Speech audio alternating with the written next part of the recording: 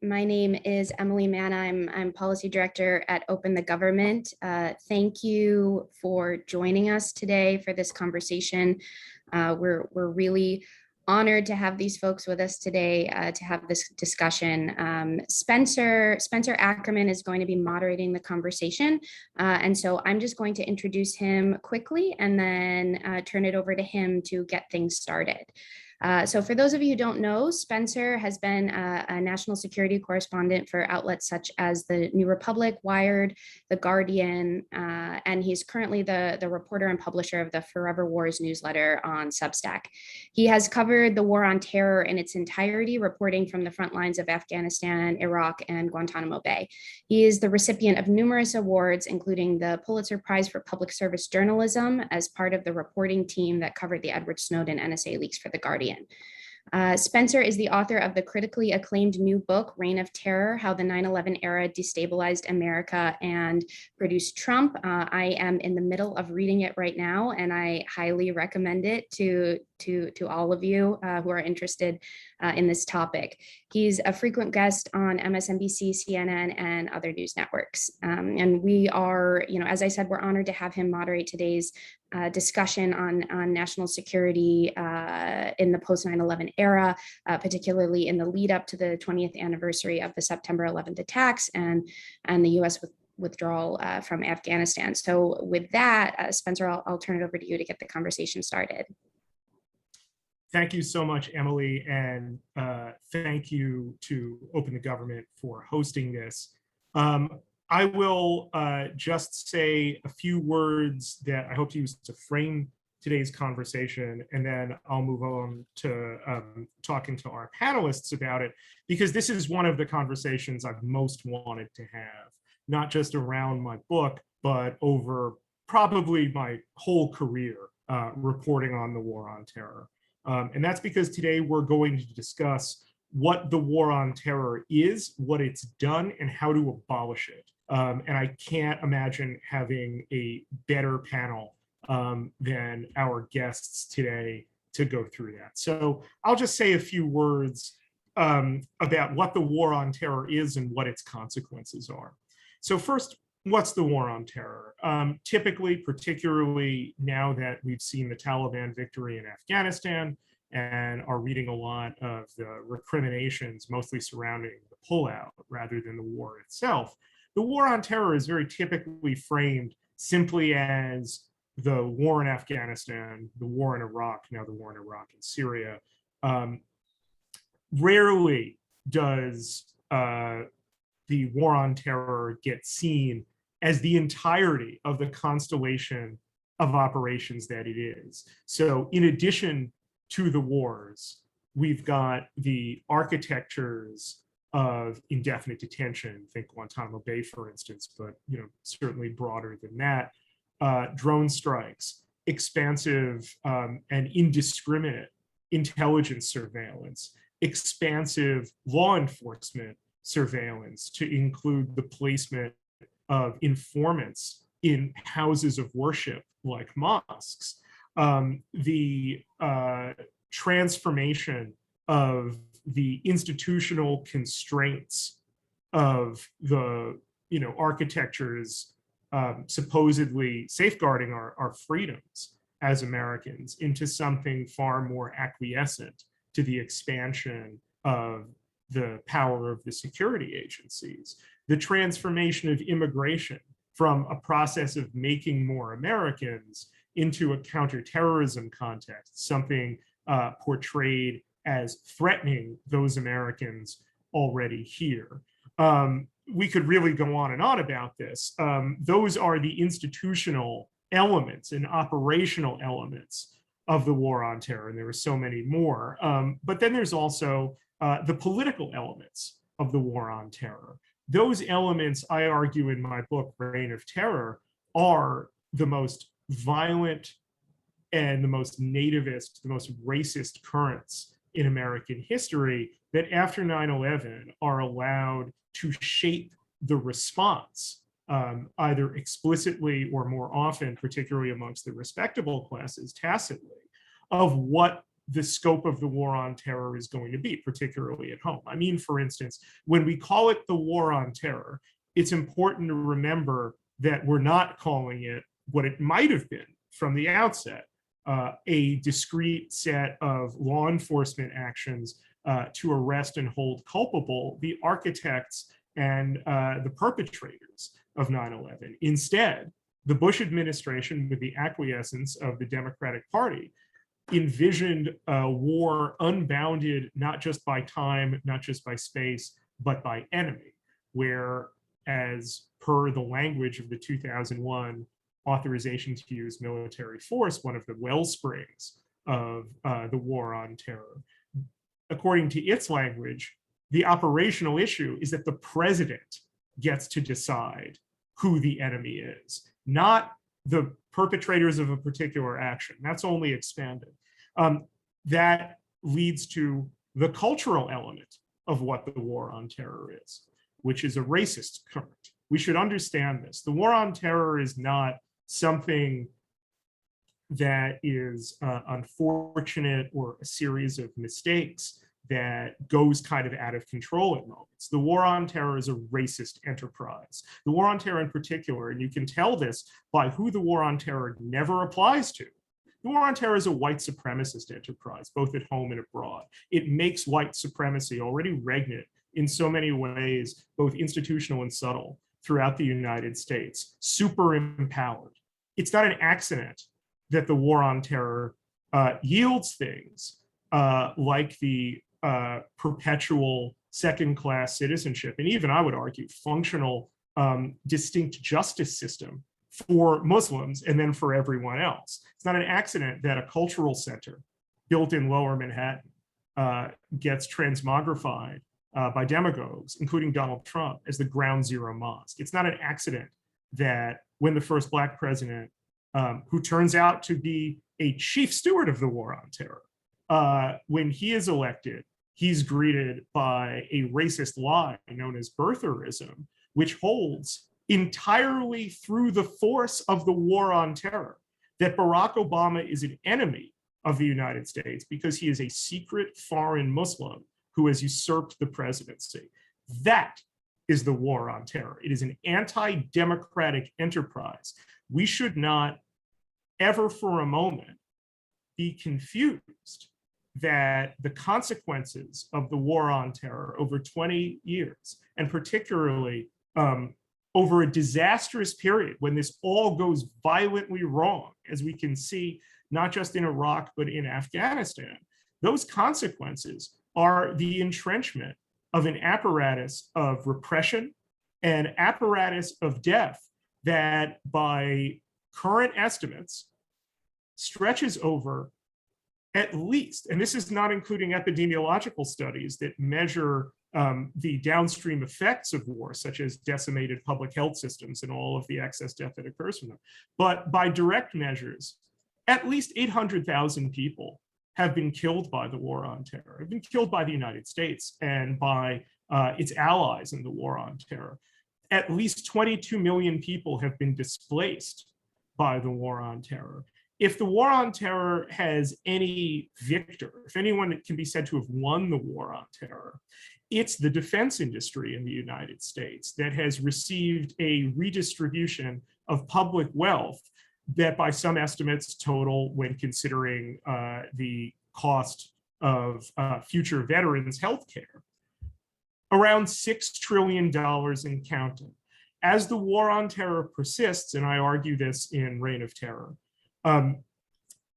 we will only see the mutation of this enterprise across new vistas, not just foreign ones, but domestic ones, as we saw on the streets of cities like Portland last summer, where the tools of the war on terror, the overhead surveillance, the stuffing of people into unmarked vans by the Department of Homeland Security, that quintessential creation of the war on terror.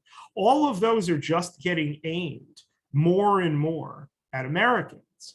And if we want, I believe, to get out of this future of repression and of death, then the only option is total abolition of the war on terror, not trimming it around its edges, but killing it.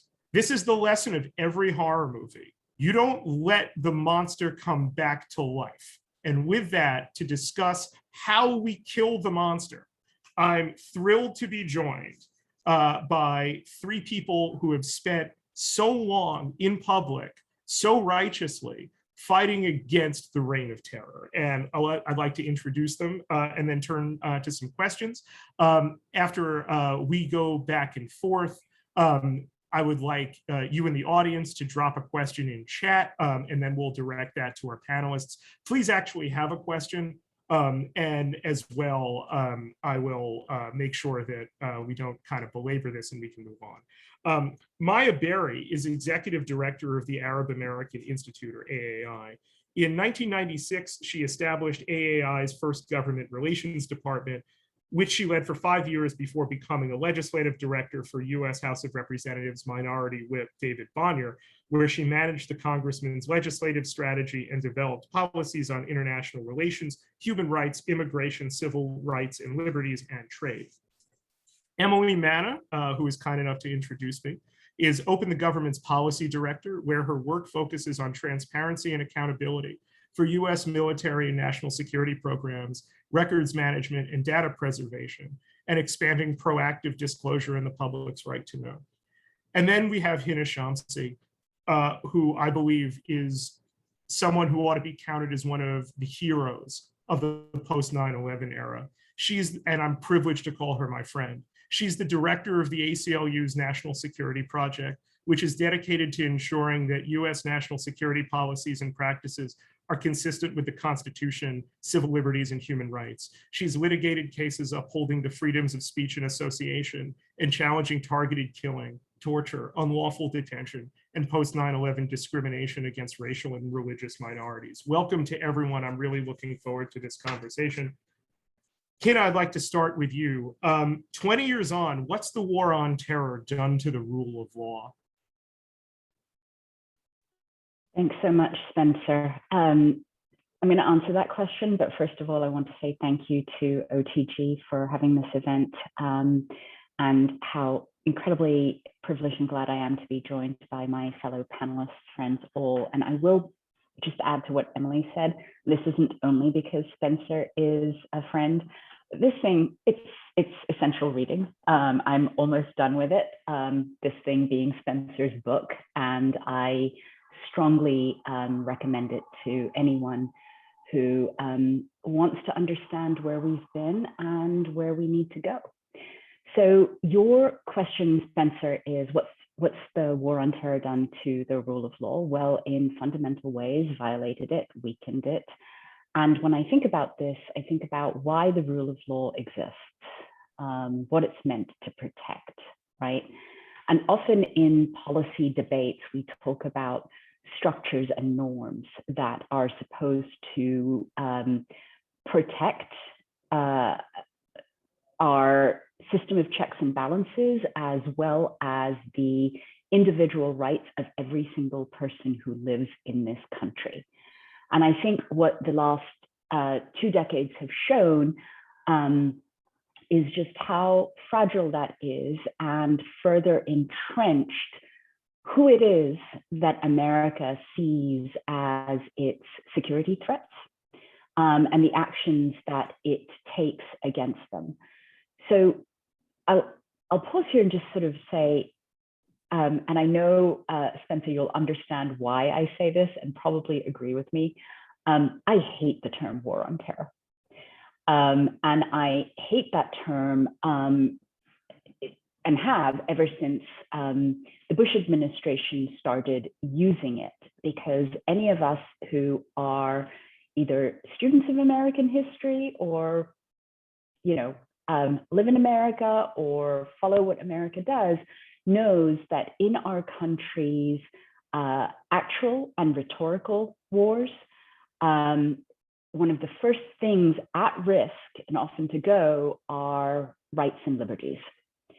And that's essentially what happened. So in our system of rule of laws, both the international and the domestic, war is meant to be exceptional, right? War is meant to be something where the executive can use extraordinary powers in the face of actual terrible threat. And part of what the Bush administration did as a, let's give it to them, genius PR matter is pick up on the kinds of rhetorical abuses of the war on crime, the war on drugs, and posit a notion of 9/11 and its aftermath posing an existential threat to the United States of America that required us to, often in secretive, unaccountable ways, do away with the safeguards of the Constitution, the norms that prevent systemic, violent, racist abuses. And so what we saw, and I think you've laid some of this out, Spencer, but I think it's really important to sort of call it out, is claims of indefinite military detention authority, even of people and in places where we were not actually at war. The use of lethal force on the executive branch presidential say-so, a program of extrajudicial killing of people who are terrorism suspects with the executive as the judge, jury, and the executioner. We saw systemic torture, virtually always and entirely of brown, Black, and Muslim people. We saw targeting of people for surveillance and suspicion based on religion and national origin, ongoing, warrantless surveillance that we're working to rein in still, discriminatory watch listing, and conflicts that continue to be waged in secretive and unaccountable ways. So what we've seen in the last 20 years is a cascade of human rights and law of war violations at home and abroad. I do want to emphasize, before I let you ask more questions and turn it over, just how important it is that we recognize that the persistent work of impacted communities themselves and leaders from impacted communities, independent media, rights advocates, and allies, a lot of these worst abuses have come to light and ended. I think about systemic torture, the special registration of Muslims here at home, the original Muslim registry, right? And the NSA's collection of virtually every American's call records. But even when a lot of the abuses continue to be in plain sight, we need to dismantle the war on terror, legal and policy architecture that has perpetuated these wrongs and allowed them still to continue.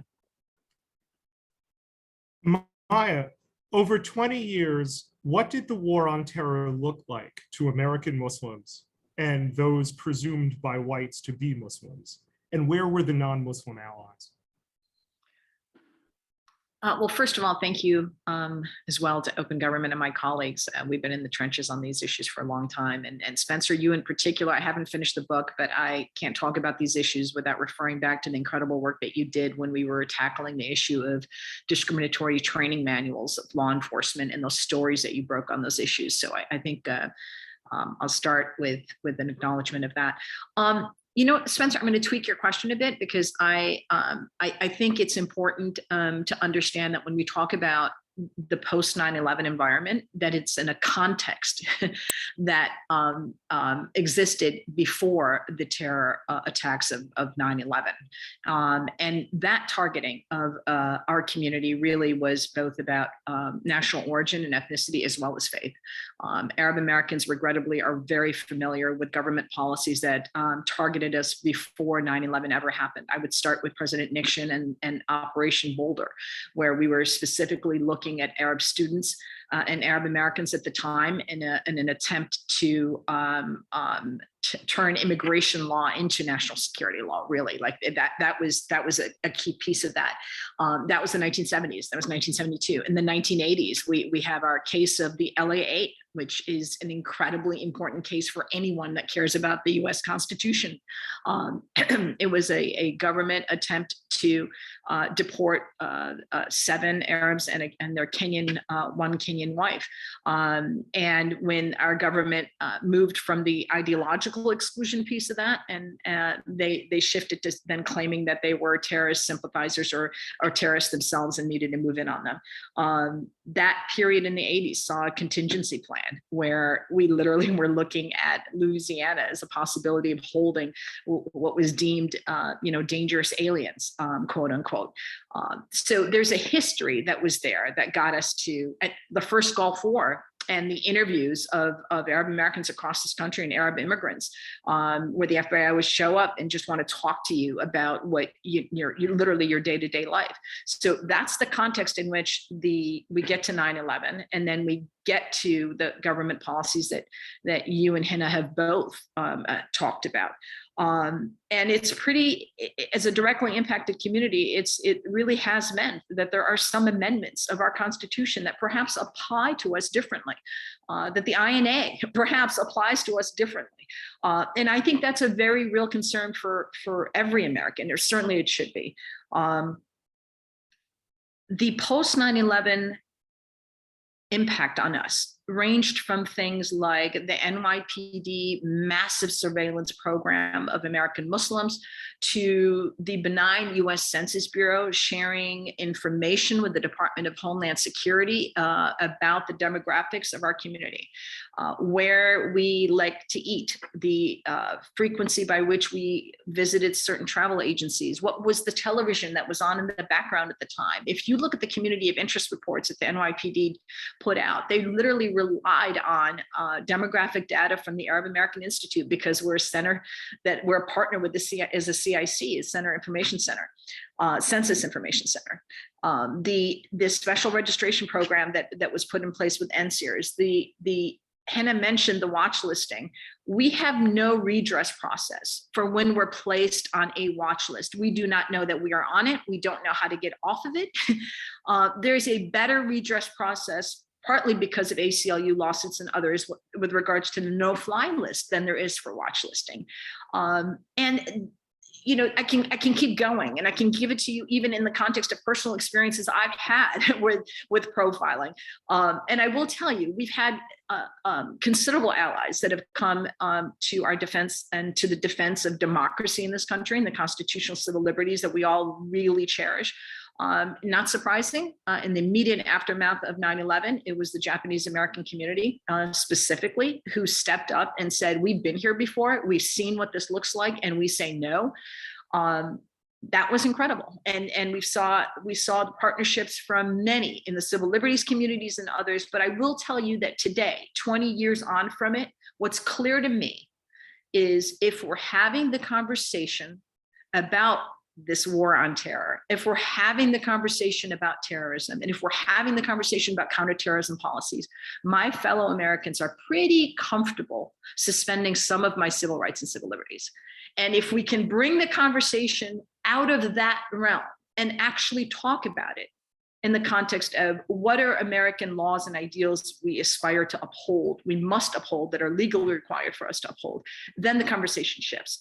But as long as, I appreciate what you both said about this war on terror, because if the conversation is had in that context, our civil rights and civil liberties are not going to prevail.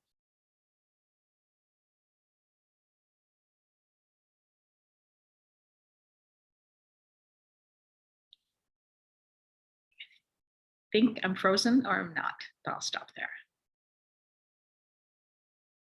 Thank you, Maya. For Emily, how did the war on terror advance government opacity, and what are the implications of that for American democracy? Yeah, so in the immediate aftermath of 9/11, if you look at public opinion polling from the last 50 or so years, the immediate aftermath of 9/11 was the largest and pretty much the only spike in public confidence in government, in public trust in government, which translated to public trust and confidence in the military and the national security state writ large. And the government could have chosen, I think, to kind of nourish that trust and have an open and transparent conversation about what happened next. But as we all know, that did not happen. The government abused that trust and dramatically increased secrecy across government. Programs and even entire agencies and departments were created in secret. Documents were removed from government websites across the government, and an entire culture of government secrecy sprung up. So much so that Open the Government actually was created in 2003 as a response to that post 9/11 rise in government secrecy. And that trust in the military and the national security state has definitely lasted for most of the past 20 years. But eventually, with revelation after revelation of the kinds of abuses of rights that Hina and Maya have talked about, with revelations of terror, of torture and mass surveillance, and with growing questions about what exactly we are accomplishing in our various wars overseas and so many other things, that secrecy eventually breeds distrust. And I think we saw President Trump seize on a piece of that with his narrative about the deep state and the kinds of things that the deep state were up to. And I think that's a direct consequence of the kind of secrecy that we've seen since 9/11. And it's led in large part and contributed to this kind of post-fact and post-truth environment that we're living in politics right now. And additionally, that kind of secrecy and the abuse of executive power that I think you and Hina also touched on go hand in hand. The government used secrecy as a tool, both to violate civil liberties and rights, but also to grow and expand executive power. And that's been through the Bush, Obama, and Trump administrations, and most likely the Biden administration now as well. We saw presidents conducting airstrikes with only secret OLC opinions to justify them, rather than seeking congressional authority. We saw torture and mass surveillance also conducted the use of secret legal authorities.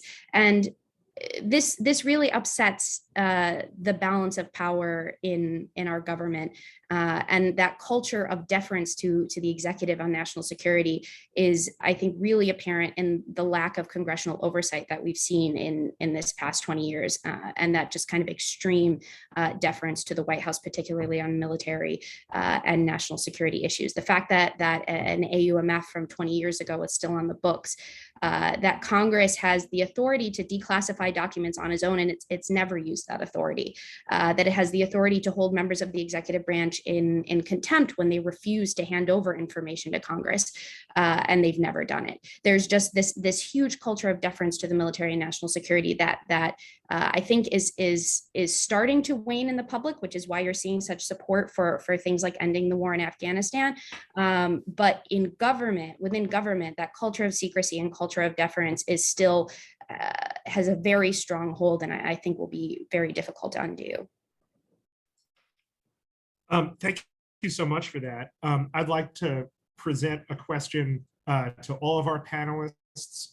So maybe we'll go Hina first, then Maya, then Emily.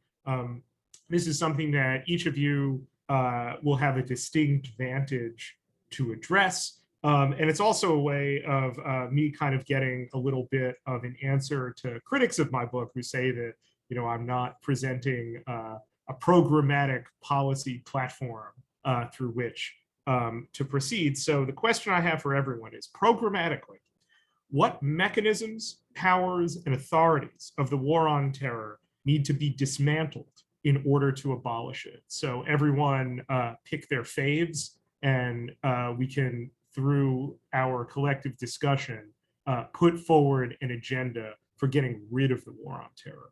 So Hannah, please. You like to ask the big questions, don't you, Spencer? The list is long, and let me try and sort of break it down in a couple of different ways. Emily rightly talked about deference in Congress, and I think there's also been a significant amount of deference by the courts to executive branch claims of executive power, secrecy, and there are other ways in which the mechanisms and tools that are supposed to provide transparency and accountability have been broken, especially in the last 20 years. I think about the Freedom of Information Act, which is bread and butter work that many of us do, and the extent to which in the national security context, the amount of deference given to the executive, we still continue to use it and will, but that needs reform.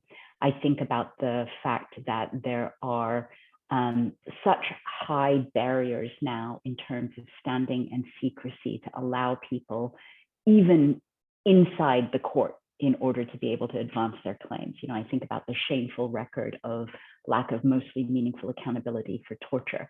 So I think a set of institutional reforms in order to put the lifeblood back into the democratic institutions that allow for meaningful transparency and accountability. And I would start with FOIA. I would include ability for people to actually even get into the courthouse doors. I think then the second part of how I've been thinking about this is, how do we break down, there's a whole set of policies and programs that devastate communities and people. What are the structural issues that also start needing to be addressed and dismantled? And I think about, at least, especially now during the 20th anniversary, I think about 4 that I'm going to throw out there. One is we need war powers overhaul. It is far too easy for our government to get into actual conflicts and far too difficult to responsibly get out, given the politics of the situation as well. So war powers overhaul and repeal of the 2001-2002 authorizations for use of military force, which are still being relied on to engage in extrajudicial killing multiple parts of the world and other harms. Those were actually 2001-2002 AUMF also relied on by the executive in early mass surveillance programs, right? This notion that everything was at war and existential. So that's, one set of buckets. A related part of that is it is a disgrace that 20 years after 9/11, indefinite military detention at Guantanamo continues. It is an absolute disgrace that in 2021, the Biden administration was unwilling to say that the due process clause, that fundamental fairness safeguard, applies at Guantanamo. And so I think part of what we need to do is dismantle a way of thinking inside the executive branch, so that the executive branch understands that in its goal of maintaining expansive power, it actually strategically limits the ability of the executive branch to police itself and end programs that it recognizes are harmful. So an end to that. Also relatedly, an end to extrajudicial killing. It is, many people have not paid as much attention to it, given the excesses and abuses of the Trump administration, but it chills me still that our government claims the authority to kill people it suspects of wrongdoing without any meaningful oversight by the courts or the Congress. It is, you talked about the rule of law. Where is the rule of law when the president can authorize the CIA and the military to kill people on his own say-so? And that needs to be dismantled. We can talk about how Afghanistan might impact that. A third area that I think is so critical because it it is part of what allows us to exist as full and free human beings, which is privacy and the need for surveillance reform. Without that, especially with the growth of new technologies, we're unable to do things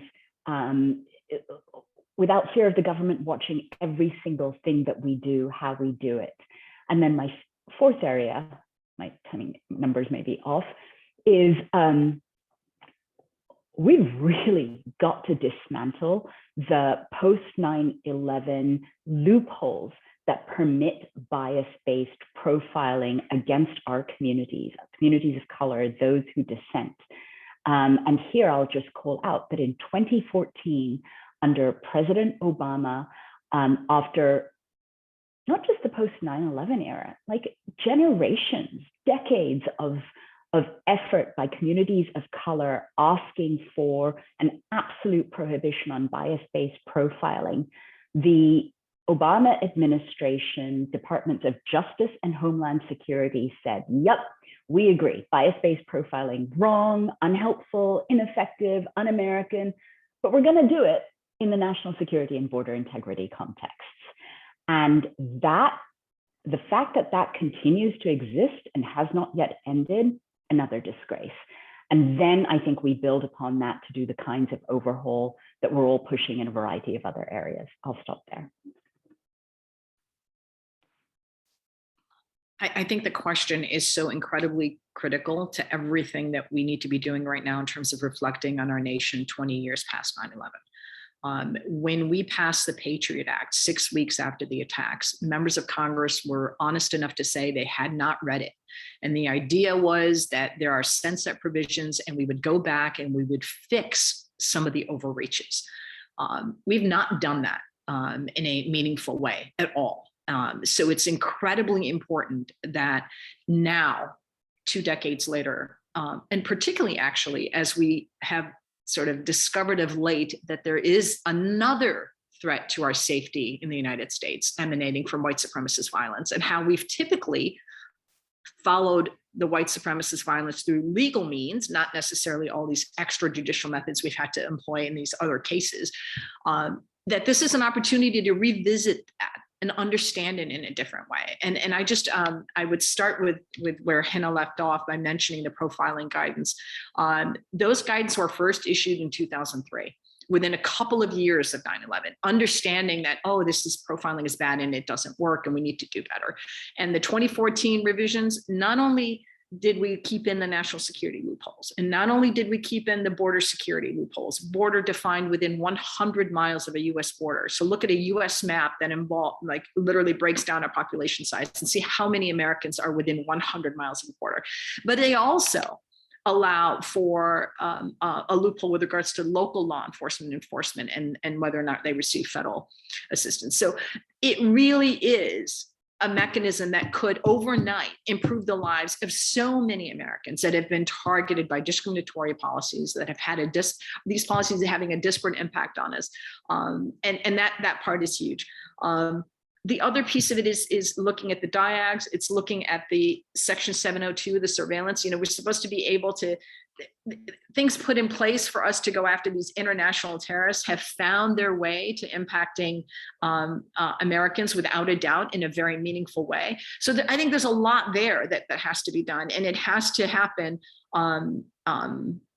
It ought to happen with the kind of congressional oversight that Emily is talking about is not there, and I wish it were, but that really is a key element of this. And in the absence of that, the advocacy organizations and the directly impacted communities have to continue to lead in that space, because we can't sustain what we've been doing.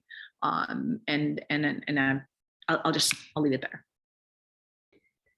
I totally agree with everything Hina and Maya have said, and I'll try to be quick in adding a few more things to the list. I think if I had to pick one program to end forever, it would probably be the CIA drone program. I think that Obviously, the military is an entirely separate issue, but the CIA is just too secretive, unaccountable of an institution to be able to operate as a shadow military. And while we're at it, ending the exploration and implementation of use of things like AI and machine learning in use of lethal force, because I think it's programs like the CIA drone program, Project Maven, this use of these technologies that will give administrations the sense that they can carry on a so-called, low intensity conflict forever.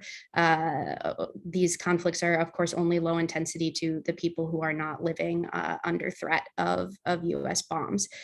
I would also and the mechanisms of secrecy that the government used to carry out so many of the post 9/11 era war on terror abuses that predate 9/11, but were so instrumental to making torture, surveillance, and these wars possible.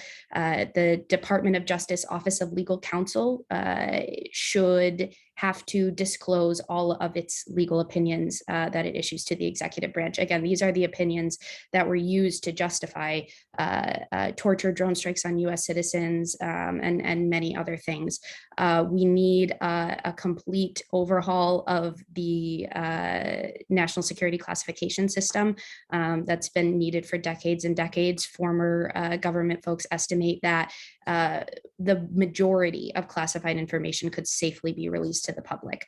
It's in desperate need of overhaul.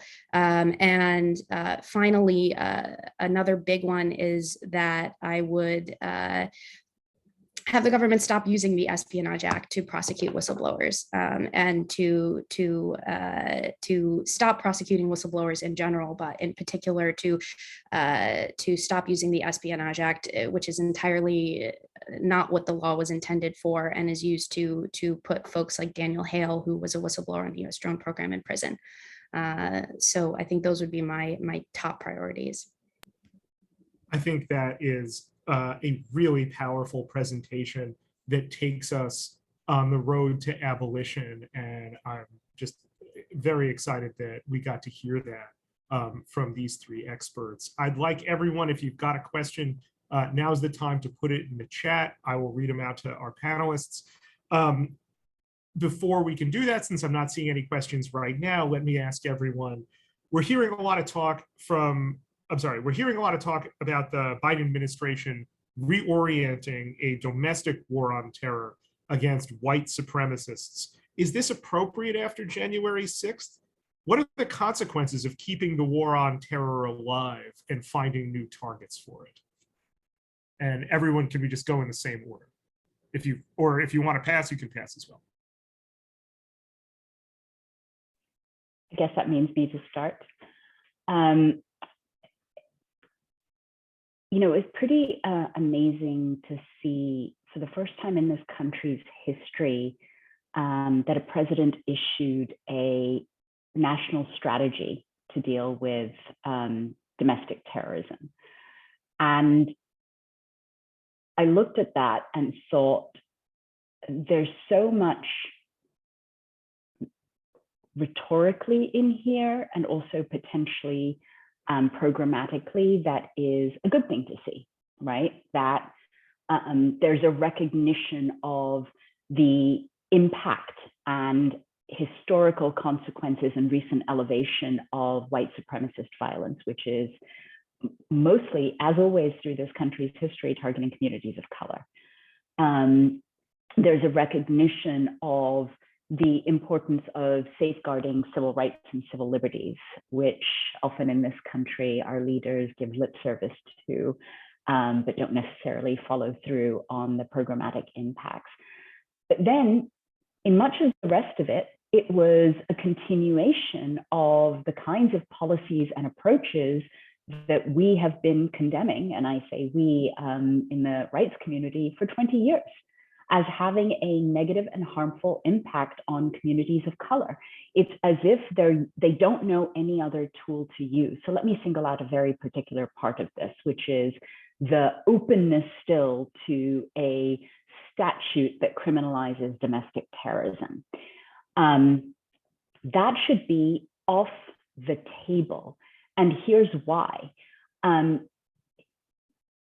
Our legal and policy infrastructure that has been entrenched in the last 20 years continues to place communities of color and those who dissent against the government policies in the crosshairs of surveillance and investigation. To add prosecution of a definition of domestic terrorism that no one has been ever able to define without encompassing communities of color, people whose views the government might disagree with, but is no basis for investigation and prosecution, that actually just perpetuates the harm. It perpetuates the wrong.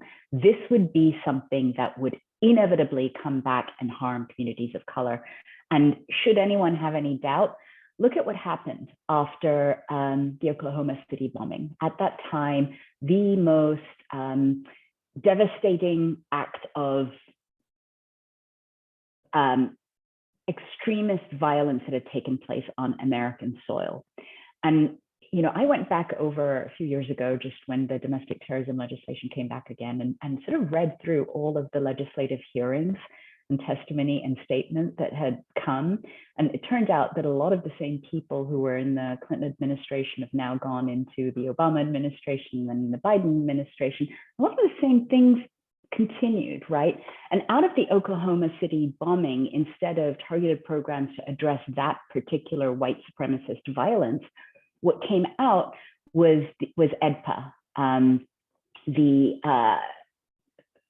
I hate the acronym so much, but essentially the sort of effective death penalty, yikes, act. And what that actually did, that legislation, was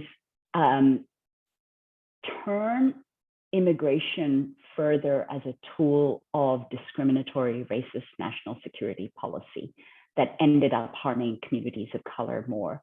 EDPA, that purported response to the Oklahoma City bombing, further over-criminalized Black and brown communities of color, and resulted in the kinds of over-incarceration, mass incarceration, exacerbated the kinds of over-incarceration, mass incarceration that we are seeking to overhaul and end today. That's American history. That's American reality. That, unlike much of what the government tries to do in terms of prediction, I think is far stronger a basis for predicting how domestic terrorism legislation will be used against the very communities that white supremacists target. Arab Americans and American Muslims were facing secret evidence being used against us based on older 1950s immigration law until the Effective Death Penalty Act passed in 1996 in response to the Oklahoma City bombing. So you had a case of white supremacist violence, and then you had a law passed that further targeted the very communities that had been targeted previously. It just now was enabled in a different way. So I think it's critical that as we examine this, like I said, that it's not a newfound discovery that white supremacist violence is a problem, but now we have our counterterrorism policies and our officials understanding and labeling it as the most dangerous threat that we face. But I just want to share with you, just yesterday, the FBI released its early, by the way, so kudos to the Biden administration, released its hate crime data for 2020. First time this early, usually comes out in November. The data shows it's the second highest annual hate crime total since 2001. We have a surge of 43% increase in anti-Black hate crime and a 59% increase in anti-Asian hate crime. So the sources of most of this is the kinds of white supremacist violence that we have been seeing from the December of 2014 on, the 2016 presidential election, the Trump administration. We've seen real problems take place there. the appropriate response to this is not necessarily, and this has been in the interesting part of the conversation Hina alludes to when she talks about we have to call it domestic terrorism in order for us to sort of take it seriously. The Patriot Act gave us a definition of domestic terror. And when people complain about this existing gap that has to be filled with this new law, if you dig down into what they're talking about, some very well-intended are literally saying to you, we're trying to draw a moral parallel. It's not fair that your community was targeted. We do want to go after the white supremacist violence. But when you dig down into the explanations of what the existing gap is, it's that we're not able to charge these guys with material support. And if you can't charge them with material support, so what are you talking about? Are you actually suggesting there needs to be a list of domestic terror organizations that we're going to create equivalent to the foreign terrorism list? So the challenges of this conversation is to bring it back to what it needs to be about, which is what is the source of violence? Because our laws are supposed to be ideologically neutral, right? What is the source of the violence? And if it's white supremacist violence, it doesn't need to be deemed domestic terror in order for it to be taken seriously. We have a surge in hate crime taking place in this country, and we need a better policy response to it. Now, in cases where it meets the definition of domestic terror, there are tools in place to prosecute it successfully, and we've seen that. So I think it's been a contribution to this conversation that can be enlightening, but we have to be careful in how we double down on policies that are going to continue to impact these frontline communities. Spencer, I'm happy for us to just move on to the audience questions. I know we're running low on time. You got it. Thank you, Emily. Adrian Arroyo, hi to you. It's been a while. Asks, we've had a generation grow up knowing nothing but this state of affairs, surveillance, secrecy, torture, and the rest. What about this moment makes you hopeful and confident that we can steer the ship of state onto a different course? I think that's a wonderful question. Anyone who wants to take it. I can just say I think that it's true. It's going to be a long-term project, I think, to undo so much of the damage that has been done over the past 20 years. It's going to take time, and it's a difficult culture to shift, especially I think the kind of troubling acceptance I see from my fellow millennials and Gen Zers of the kinds of secrecy, rights violations, et cetera, that I see. On the flip side of that, you know, we're seeing so much change happening in Congress. For example, we're seeing new members of Congress, people like Ilhan Omar and Rashida Tlaib and so many others really challenge the status quo of the war on terror, really start to try and provide that oversight that we have lacked for so long. It's slow, they're still small, but I do think that change is really positive. I think, you know, this withdrawal from Afghanistan is a difficult moment. You know, it's obviously, you know, many problems with the withdrawal itself. That said, there remains broad public support for ending that war. I think there are overall, despite the difficult moment that we're in right now, I think overall there are still reasons to be hopeful about the direction that public opinion is headed in, and that this kind of change is possible. And I saw that there was also an earlier question, you know, just asking, is it possible to fully end the war on terror and reform these counterterrorism structures? And it is possible. It is so possible. I think that's part of this kind of culture that Adrian is referring to, this idea that we really question, is it possible to just, you know, stop bombing people or to stop what we're doing overseas? It is so possible. And I'm hopeful that you know, we're headed in that direction. I would chime in real quickly with the importance of understanding this conversation and these issues in the context of American civil rights and civil liberties. The civil rights community has stepped up in a way that's very different than I would suggest in the immediate aftermath of 9/11. There's a great way to shut down a conversation, and that is literally just say, this is about terrorism. And then everybody steps back and says, I'm not a terrorism expert. I don't feel comfortable weighing in. You don't see that happening when we talk about a new domestic terrorism law. You have leading civil rights organizations saying, we don't need it, it's unnecessary, and is going to be discriminatory. When we talk about countering violent extremism programs that flourished under the Obama administration and are now being repackaged under a Biden administration, you have the civil rights community saying, flag on the play here. We saw this before, we need to worry about how it's being implemented. So the directly impacted and targeted community have a significantly broader coalition in place with them to say, we need to uphold the ideals that we all aspire to and protect the rights of all of us. Because I mean, we said this for a long time, we're your canary in a coal mine, right? I mean, I remember the famous Edward Snowden interview in the Wired magazine, where he literally says one of the first things that upset him, whatever position you take on Snowden, it was about how Arab American information was being shared with foreign governments. Information about American citizens was being shared with foreign governments. So I think I take a lot of hope in understanding that this idea about all of these being such complicated matters and that civil rights community doesn't need to lead on is simply changing. Can I just very quickly add two areas where I take a lot of hope as well. So one is what Maya talked about, which is just new generations of young people who are becoming leaders and who've been on the receiving end and are saying no. I also take hope from what happened last summer. As ever, movements for change in America coming from the incredible tenacity and hard work of Black people and Black organizers. You know, two different contexts, but something very similar in the core of my being. That reaction I had when, after the Muslim ban, you know, you saw people streaming to the airports and saying, of Muslims, let them in. I did not think that would happen in my lifetime.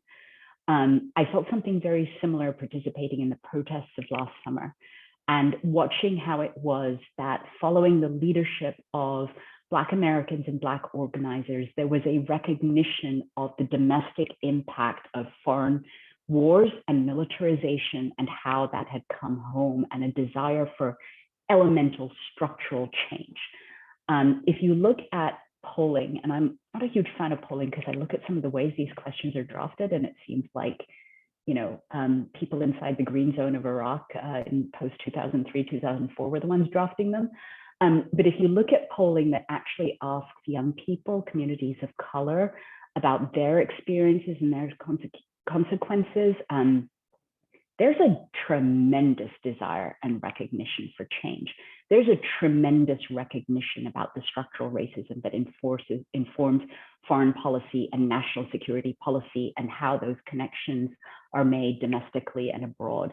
And that's where I take a lot of hope from. Let's see if we can do one more before they kick us offline. Rosina, please go fast, everybody. Rosina Ali asks, does Biden or a future president need to formally end the war on terror in order to reform counterterrorism structures? Is that possible? Moderator's privilege, yes and yes. Let's go to our panel real quick.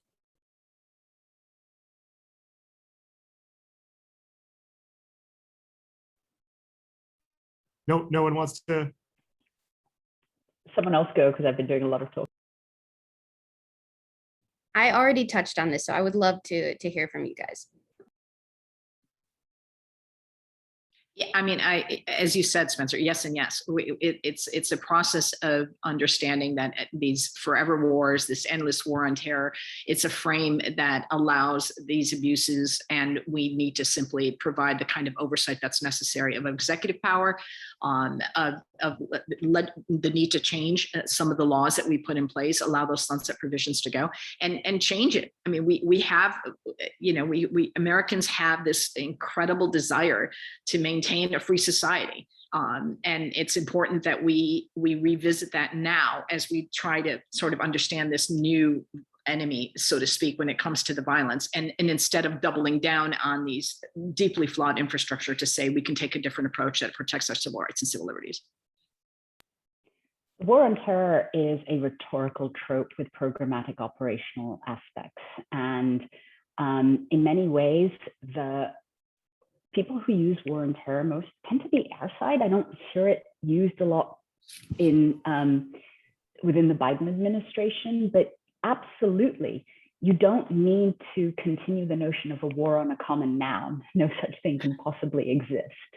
But what critically is important is the will and the intent and the necessity of breaking down its structural components, which every single one of us has, and so many more people in this country have concrete, responsible, programmatic ways of saying to the administration, here's how you do it.